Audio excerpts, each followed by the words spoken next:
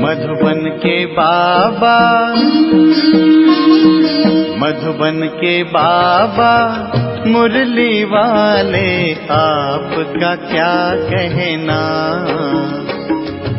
आपका क्या कहना। ओम शांति। आज 15 अगस्त 2023 के साकार मधुर महावाक्य हैं।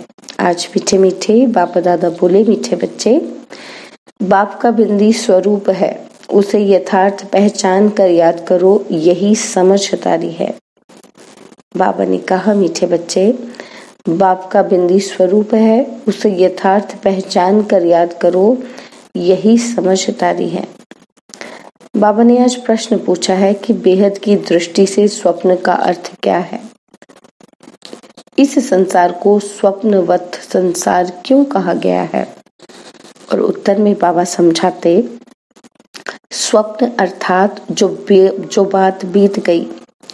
तुम अभी जानते हो ये सारा संसार अभी स्वप्नवत है, अर्थात सतयुग से लेकर कलयुग अंत तक सब कुछ बीत चुका है।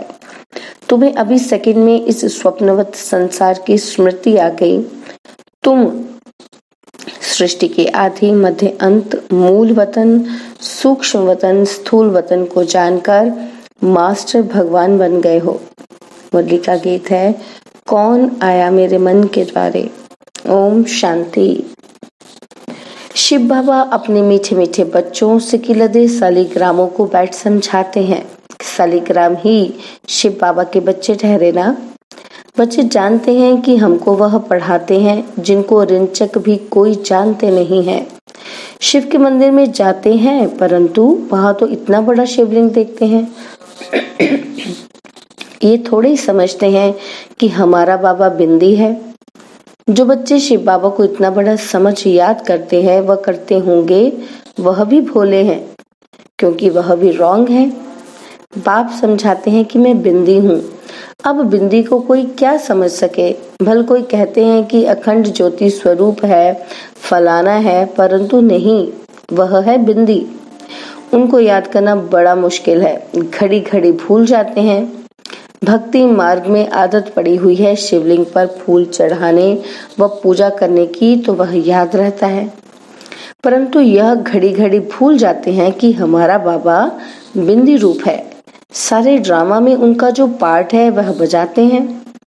बिंदी की महिमा बैठ के करेंगे कि क्या सुख का सागर है, शांति का सागर है ना, यही महिमा करते हैं ना। तो कितना छोटा बिंदी रूप है। बच्चे पूछते हैं किसको ध्यान में रखें। इन बातों को तो समझदार ही समझ सके, नहीं तो वही शिव का लिंग याद आता है। श्री कृष्ण तो अच्छी रीति बुद्धि में बैठ सकता है, यह तो है बिंदी। गीत में भी कहते हैं कि याद करो तो याद ना आए, फिर वह सूरत कैसी है। यह भी वंडरफुल है, इतनी छोटी बिंदी है। ज्ञान का डांस करते हैं। कहा जाता है ये स्वप्नों का संसार है। बीती हुई बात को स्वप्न कहा जाता है। स्वप्नवत संसार जो बीत गया है वह तुम्हारी बुद्धि में आता है। सारा ब्रह्मांड, मूल वतन, सूक्ष्म वतन, सतयुग, त्रेता, द्वापर, सारा स्वप्न हो गया। जो पास्ट हो जाता है वह स्वप्न हो गया। अब कलयुग का भी अंत है। यह स्वप्नवत संसार हुआ ना। वह हद के स्वप्न आते हैं और तुमको बेहद का बुद्धि में आता है। सूर्यवंशी, चंद्रवंशी भी सब स्वप्न हो गया। इसको कहा जाता है स्वप्नों का संसार। इतना राज और कोई नहीं जानते सिवाय तुम बच्चों के। सतयुग में कितने अथाह सुख थे, वह सब पास्ट हो गए। अभी तुम बच्चों की बुद्धि में आदि मध्य अंत का पूरा ज्ञान है। एक बाप की ही याद रहनी चाहिए। बाप जो समझाते हैं और कोई समझा ही ना सके। तुम्हारी बुद्धि में स्वप्नों का संसार है। यह पास्ट हो गया, बुद्धि जानती है ना। तुमको ऊपर से लेकर सारी नॉलेज बुद्धि में है, आदि से अंत तक की। तुम अब त्रिकालदर्शी त्रिलोकीनाथ बन गए हो। त्रिलोकीनाथ बनने से तुम जैसे भगवान हो जाते हो और भगवान बैठ तुमको शिक्षा देते हैं। सेकंड में स्वप्न आता है ना, तो सेकंड में तुमको सारा याद आना चाहिए। बीज और झाड़। बाबा भी कहते हैं कि आदि मध्य अंत का मेरे पास ज्ञान है, इसलिए ही मुझे ज्ञान का सागर, नॉलेजफुल, जानी जाननहार कहते हैं।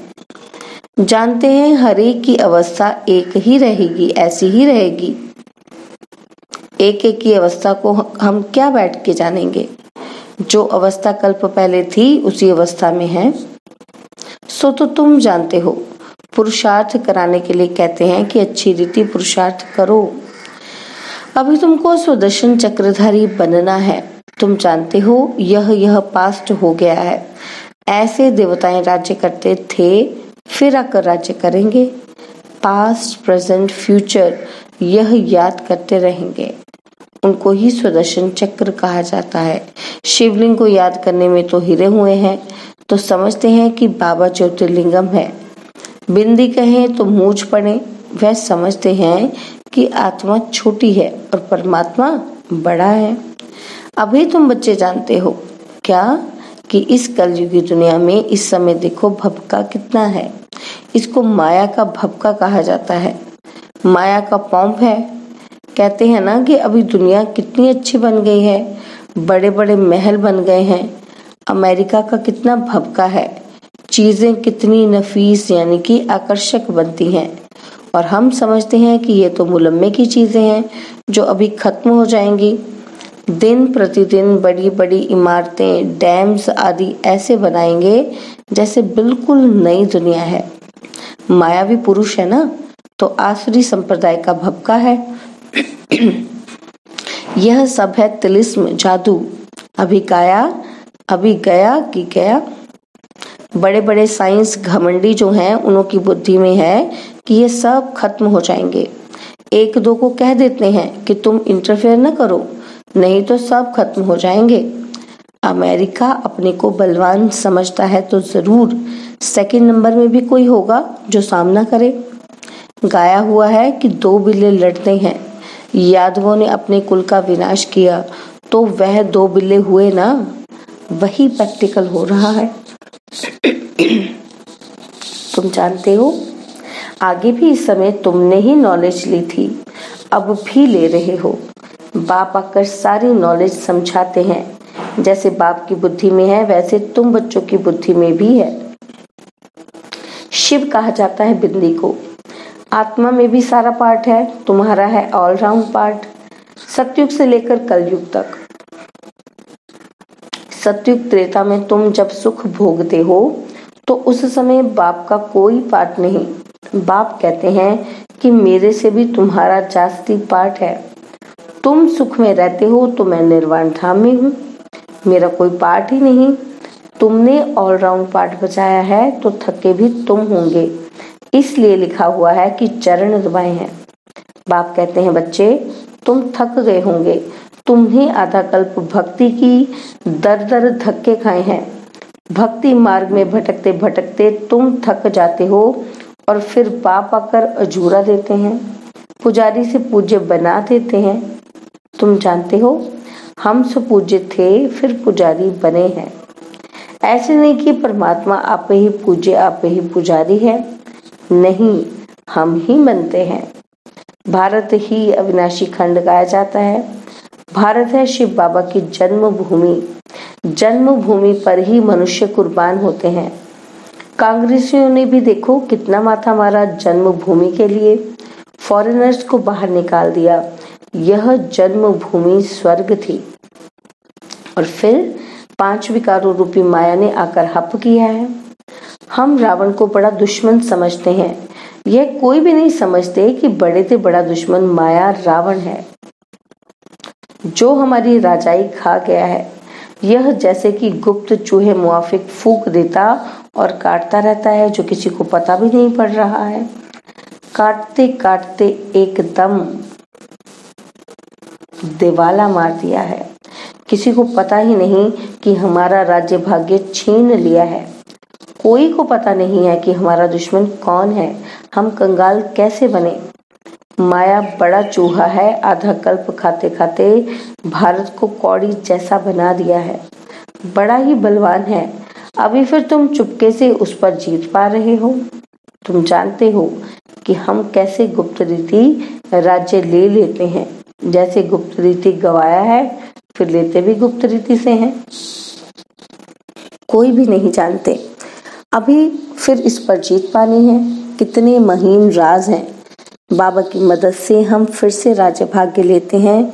कोई हाथ पांव नहीं चलाते हैं। गुप्त रीति से हम अपना बेहद के बाप से वर्षा लेते हैं। जो आधा कल्प रहेगा वह चूहा माया तो आहिस्ते आहिस्ते खाता है, और तुम अभी राज्य एक ही बार लेते हो 21 जन्म के लिए। 84 जन्मों का राज भी तुमको समझाया गया है। इतने इतने जन्म लिए हैं।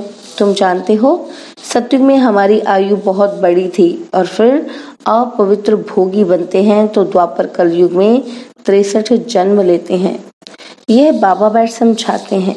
कल्प कल्प माया ऐसे राज्य लेती है, फिर हम उनसे लेते हैं।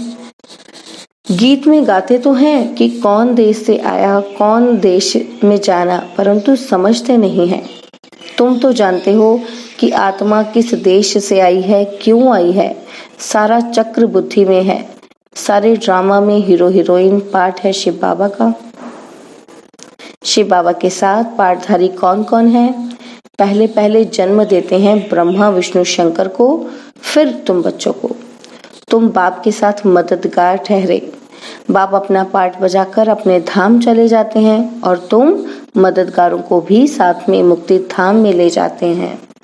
तुम मुक्ति धाम जाकर फिर जीवन मुक्ति में चले आएंगे। कितना अच्छी रीति बुद्धि में रखना चाहिए। तो यह है सपनों का संसार जो बीत गया। तुम जानते हो सतयुग त्रेता में देवी देवता ही रहते थे, अभी नहीं है। गीत का कितना गुह्य राज है कि कैसे सपनों का संसार बुद्धि में लेकर बैठे हैं। सारा चक्र कैसे फिरता है। जो नॉलेज बाबा में है वह हमारे में भी है। बेहद के बाप में ही ये सारी बेहद की नॉलेज है। बच्चे जानते हैं यह भी स्वप्न हो जाएगा। ये बड़ी समझने और समझाने की बातें हैं। सतयुग त्रेता में ये बातें किसी की बुद्धि में होती ही नहीं। गुह्य पॉइंट्स मिलती रहती हैं। बुद्धि में सारा चक्र रहना चाहिए। भक्ति मार्ग क्या है, कब से शुरू होता है, इससे कुछ भी फायदा नहीं हुआ। भक्ति करते करते नुकसान में ही आ गए हैं। अब फिर से तुम कौड़ी से हीरे जैसा बनते हो। माया कौड़ी मिसल बना देती है। बाबा ज्ञान डांस सिखलाते हैं, फिर वहां जाकर तुम डांस करेंगे। यह बातें बड़ी वंडरफुल, जानने लायक हैं। यहाँ की रस्म रिवाज वहाँ बिल्कुल नहीं होती। वह है ही वॉइसलेस वर्ड। वहाँ माया का नाम निशान नहीं होता। पहले तुम बाबा को याद करो, वर्षा तो ले लो, बाकी वहाँ की रस्म रिवाज जो होगी वही चलेगी। वहाँ की रस्म रिवाज सब नई होगी। वहाँ यह उत्सव आदि होंगे ही नहीं। यहाँ तो गमी रहती है, तब शाद मना उत्साह दिलाने वाले उत्सव मनाते हैं। वहाँ तो है नित्य ही शादमाना, रोने की दरकार नहीं रहती। उत्सव मनाने की बात ही नहीं रहती। सदैव हमारे बड़े दिन होंगे। वहाँ शादी भी धूमधाम से होती है। दहेज मिलता है, दास दासियां मिलती हैं। बाकी त्योहार आदि की दरकार नहीं रहती। यह है ही संगम के त्योहार जो भक्ति मार्ग में मनाए जाते हैं। वहाँ तो सदैव खुशियां ही खुशियां हैं। अच्छा, मीठे मीठे सिकिलते बच्चों प्रति माता पिता बाप दादा का याद प्यार और गुड मॉर्निंग। रूहानी बाप की रूहानी बच्चों को नमस्ते। हम रूहानी बच्चों की रूहानी बाप दादाजी को दिलवा चांद सिकवा प्रेम से नमस्ते। ओम शांति। प्यारे बाबा, मीठे बाबा, मेरे बाबा, शुक्रिया बाबा, शुक्रिया बाबा, शुक्रिया। धारणा के लिए मुख्य सार है। पहला पॉइंट है स्वदर्शन चक्र फिराते माया पर गुप्त रीति विजय प्राप्त करनी है। बाप समान नॉलेजफुल होकर रहना है। और सेकंड पॉइंट है बाप जो है जैसा है उसे यथार्थ बिंदी रूप में जानकर याद करना है। बिंदु बन बिंदु बाप की याद में रहना है, भोला नहीं बनना है।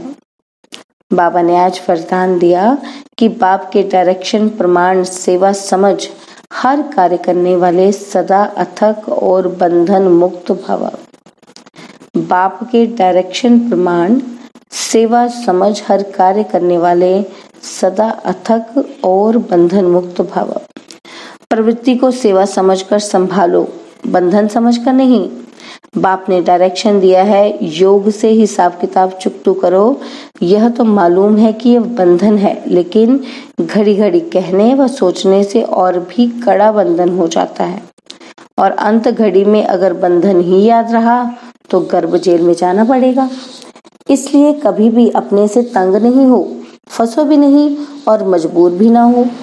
खेल खेल में हर कार्य करते चलो तो अथक भी रहेंगे और बंधन मुक्त भी बनते जाएंगे।